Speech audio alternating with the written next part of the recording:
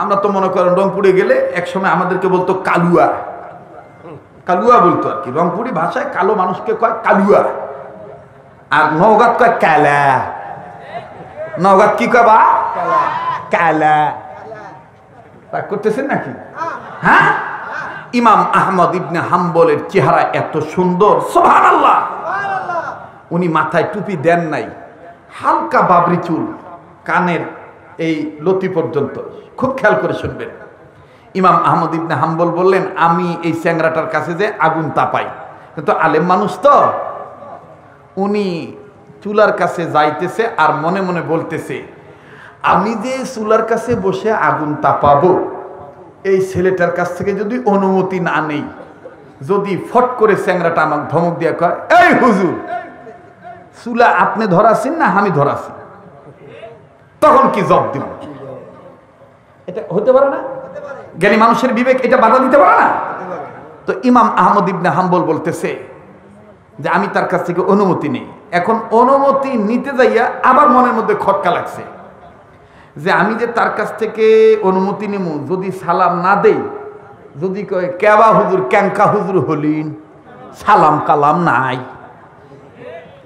আর আমার দেশের আদম সন্তানের নেশার দেখবেন, প্যান্ট শার্ট পরে দুনিয়ার অকাম করিচ্ছে, কোনো সমস্যা নাই। হুজুর হইয়া যদি খালি মনে করেন যে পানত থেকে নগার ভাষার কান নিশানা চুন খসে বা কথা কয় না, বাতি আর শেষ নাই, ঠিক না? মানুষ মাত্রায় ভুল ত্রুটি হতেই পারে, ঠিক কিনা? তো এবার আসেন ইমাম আহমদ ইবনে হাম্বল রহমতুল্লাহ আলাইহি, উনি বললেন আমি সালাম দেই, সালাম দিয়ে অনুমতি নেই, কিন্তু আবার মনের মধ্যে খটকা লাগলো, আচ্ছা আমি যে সালাম দিব, এ কি মুসলমান নাকি বিধর্মী, এটা তো আমার জানা নাই, জানি কেমনে? ওরে যদি জিজ্ঞেস করি সেটাও তো মাইন্ড করবে। আমার দেশে দেখবেন যে ভোট চাওয়ার সময় সালাম দিতে গেলে তখন মান বিচার নেয়, যাক পায় তাকে সালাম আলাইকুম, সালাম আলাইকুম। আমার এলাকাতে একবার এরকম ভোট চাইতে চাইতে এক মেম্বার আর কি, ভোট চাইতে চাইতে ওই মরা খাজুর গাছ আসলো ওই গলির মধ্যে, আর ওই খাজুর গাছ তো ওই পাতা ডালমাল সব পড়ে গেছে আর কি, ঝুরে গেছে, তো খাজুর গাছ ওয়া আছে। তুই ক্লান্ত শরীরে মনে করছে এটা কোনবা মাত বরবা, ভোট চাই এবারই ঢুকি। তোর বউ জানলা খুলে দিয়ে পাল্লা খুলে দিয়ে অপেক্ষা করতেছে, কে রে আমার স্বামী আসিচ্ছে না, কে গণসংযোগ করে এতক্ষণ লাগে, এত রাইট হয়ে গেল। ওই গলির মধ্যে ঢুকতে ওই মরা গাছক ডাক দিয়ে কয়, আসসালামু আলাইকুম, ভোটটা আমার দিয়ে। ওর বেগম ডাক দিয়ে কয়, মাথা মনে গেছে ভোট করতে করতে, ভোট চাইতে চাইতে মাথা গেছে, এটা মানুষ নয়, এটা খাজুরের গাছ, মাথা গেছে। কি গেছে ভাই? মাথা গেছে, কিন্তু বুদ্ধিমানদের মাথা যায় না, বুদ্ধিমানদের মাথা যায় না। তো এবার ইমাম আহমদ ইবনে হাম্বল বলতেছে, আমি যে তাকে সালাম দিব, সে হিন্দু না মুসলমান, সে কি ধর্মীয় মানুষ আমার ধর্মের নাকি বিধর্মের, আমি তো তা জানি না। আল্লাহ আল্লাহ, ও আমার আল্লাহ, আপনার সাথে তো আমার সম্পর্ক ভালো, এটা আমি বিশ্বাস করি, আপনি আমার বাতিনি চক্ষুটা একটু খুলে দেন, আমি অন্তর চক্ষু দিয়ে আমি একটু তার বায়োডাটাটা নেই, আমি একটু তার পরিচিতিটা আমি গ্রহণ করি, আমি নেই সে কোন ধর্মের। আমার ভাইরা, আল্লাহওয়ালাদের বাতিনি চক্ষু আছে না নাই? জোরে বলেন আছে না নাই? অন্তর চক্ষু আল্লাহওয়ালাদের খুলে দেন কে? আল্লাহ। আমার ভাইরা, আমার বন্ধুরি, ইমাম আহমদ ইবনে হাম্বল রাহমাতুল্লাহি আলাইহি, আমার বাজান রে, তিনি চক্ষু বন্ধ করলেন। চক্ষু বন্ধ করে যখন জানতে চাইলেন এই ছেলেটার পরিচয় কি, আল্লাহ রাব্বুল আমিন ডাক দিয়ে বললেন, ইমাম আহমদ ইবনে হাম্বল বান্দা আমার, এই রুটিওয়ালা বান্দাটাই আগুন ধরানো বান্দাটা, এটা সাধারণ রুটিওয়ালা হতে পারে দুনিয়ার মানুষের নজরে, কিন্তু আমি আল্লাহ তার পরিচয় দিয়ে দিলাম, সে সাধারণ রুটিওয়ালা নয়, সে আমি আল্লাহর কাছ থেকে জান্নাতওয়ালা বান্দা। আরো জোরে বলেন না আল্লাহু আকবার, আবার বলেন না আল্লাহু আকবার। আরে বাবাজি, খট্টেশ্বর এলাকা দিয়ে দিয়া যখন মোটরসাইকেল উঠবো আসবো, গাড়িটা রেখে স্কুলের মাঠে অনেক মানুষ আমাকে ফোনে বলছিল এমন জায়গায় দাওয়াত রাখছেন হযরত, যেই জায়গার মধ্যে গাড়ি ঢোকে না, পায়ে হেঁটে যেতে হয়, এই কোনার মধ্যে কি মানুষ হবে নাকি? আমি বলেছিলাম রে ভাইরান, কোনা দেখে মানুষ নির্বাচন করা যায় না, নির্ণয় করা যায় না। আল্লাহর মহব্বত যাদের অন্তরে থাকবি, পায়ে গাড়ি যাক আর না যাক, পায়ে হেঁটে হইলেও মুমিনেরা আল্লাহর কোরআন শুনতে আসবে। কথা বলেন ঠিক না বেঠিক? আরে বাবাজি, আমি মৌলবি মানুষ, আমি জান্নাত নাও পেতে পারি, কিন্তু আপনি সাধারণ মুসলমান, আপনি মৌলবি হন নাই, আল্লাহ পাক আপনাকে জান্নাত দিয়েও দিতে পারে।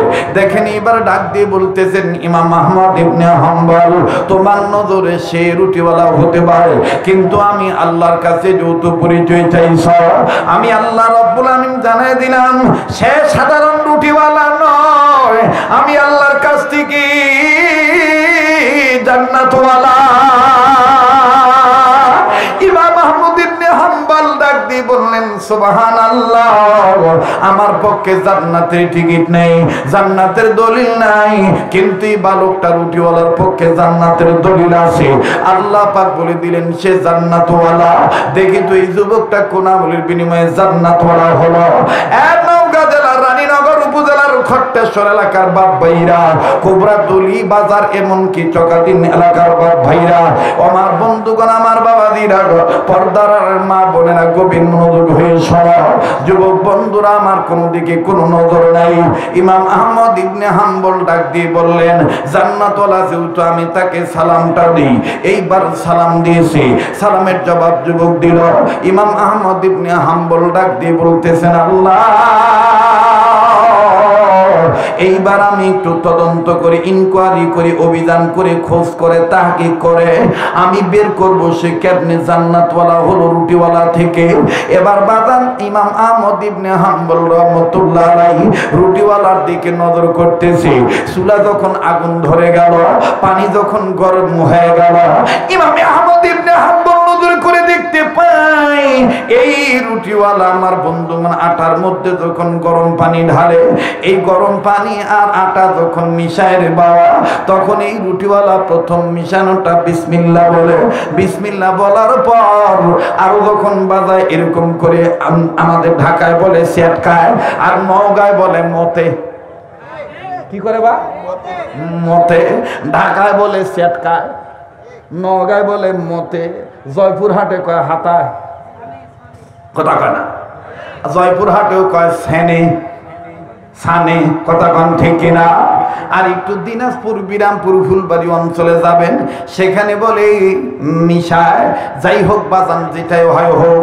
আরে বাবাজি, ইমাম আহমদ ইবনে হাম্বল নজর করে দেখতে পায় এই যুবক যখন পানি আর রুটি একসাথে মিশায় বা মতে বা সেটকায় বা মিশাইতেছে, এই যুবক আমার বন্ধুগণ প্রথম বলে বিসমিল্লাহ, বাকি সর্বসময় খালি বলে আস্তাগফিরুল্লাহ, আস্তাগফিরুল্লাহ, আস্তাগফিরুল্লাহ। আল্লাহু আকবার। খট্টেশ্বরের মা বোনেরা, বিসমিল্লাহ বলে রান্না শুরু করিস মা।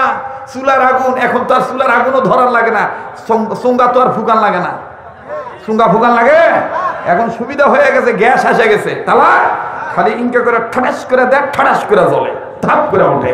ও মা, বিসমিল্লাহ করে চোখে ধরাস আর ওই জিকির করে নাড়াচাড়া করিস আর ইস্তেগফার করিস, তওবা করতে করতে আস্তাগফিরুল্লাহ বলতে বলতে মা তুই রান্না করিস, তোর রান্নার মধ্যে আল্লাহ অন্য ধরনের স্বাদ দিয়ে দিবে। ঠিক কিনা বলে? ঠিক কিনা বলেন? কষ্ট হইতেছে আপনাদের? কেবা ওয়াজটা সবার জন্য যুগ উপযোগী হইতেছে না? হ্যাঁ, সমসাময়িক মোতাবেক হইতেছে না? আমল করার জন্যই তো আজকের এই ওয়াজ দেওয়া, নাকি কম? মাপ চাইবো কার কাছে?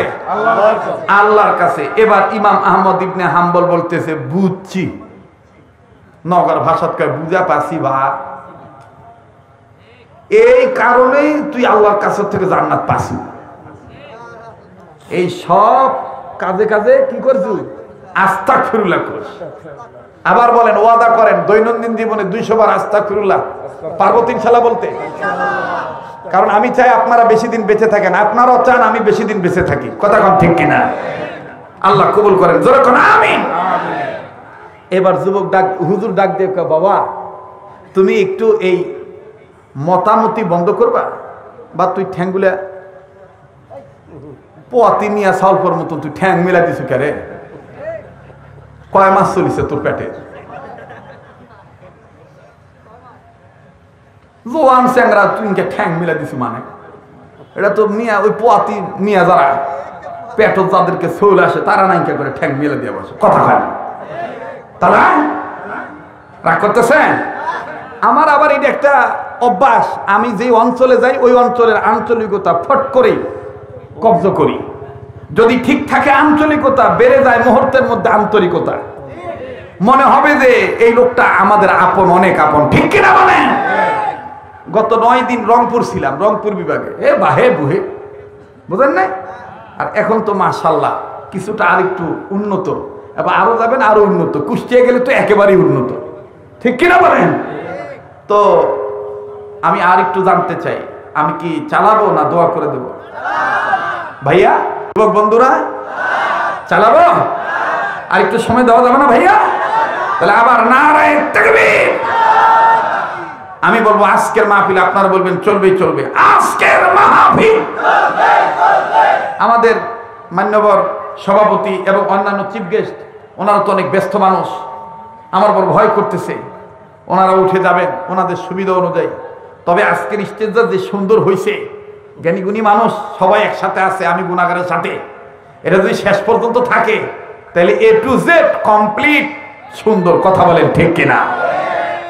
এই জন্য আমি অনুরোধ করব, যদি আজকের একটু সময় দেওয়া যায় মান্যবর অতিথি মহোদয়গণ, তাহলে আমি অদমের সাথে কাবা ধরা হাতের সাথে আপনি কাবায় ঢুকেছেন, আর আল্লাহ আমার প্রতি বছর কয়েকবার করে কাবায় নেন, অর্থাৎ কাবা ঘরে আমি কাবা ঘর তওয়াফ করি, আরব আমিরাতে যাই, আমি আপনাদের জন্য দোয়া করব। আমার মন কেন জানি বলতেছে আজকে দোয়া আল্লাহ ফিরে দিবে না, আল্লাহ আজকে দোয়া কবুল করবে ইনশাআল্লাহ। আপনারা সবাই থাকবেন তো ইনশাআল্লাহ? তাহলে আমি বলবো আজকের মাহফিল, আপনারা বলবেন চলবেই চলবে। আজকের মাহফিল কতক্ষণ চলবে? তাই বলে আবার সারা রাত নাকি? একজন কয় সফুরাত চলবে। সফুরাত মানে কি? সারা রাত, তাই নয়?